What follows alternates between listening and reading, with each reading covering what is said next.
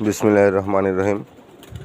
দেখুন ড্রাগনের বাম্পার ফলন দেখলে হয়তো বিশ্বাস হবে না। এই সামান্য ছোট্ট একটা ড্রামে এতগুলো ড্রাগনের ফলন হয়েছে। এই দেখুন ফল পাকা অবস্থায় আছে। তো আমি এখানে মাটি ব্যবহার করিনি, আমি এখানে ব্যবহার করছি সব আপনার কবুতরের বিষ্ঠা। দেখুন কি পরিমাণ বেয়ারিং এসেছে, দেখুন ভিতরে কিন্তু আরও কলি আছে, প্রচণ্ড পরিমাণ। এদিকটা বাইরে পড়ে গেছে, যেন দেখা যাচ্ছে না, ফল আছে পাকা। আমি গুনেছিলাম এখানে আনুমানিক 50টার উপরে বেয়ারিং হয়েছে। আর গাবলাটা কত ছোটো দেখুন, এখানে কোনো মাটি নেই। আমি এই পাশেই কবুতর পালি, বুঝছেন।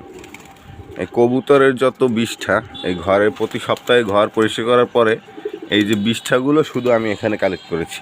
দেখুন কি পরিমাণ ফলন হয়েছে।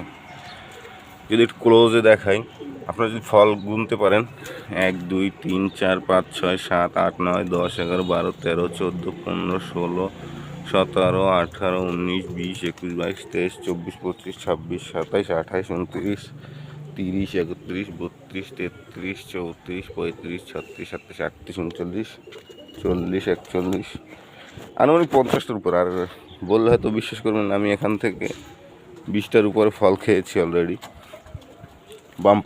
বাম্পার ফলন যাকে বলে, এক কথায় ড্রাগনের বাম্পার ফলন।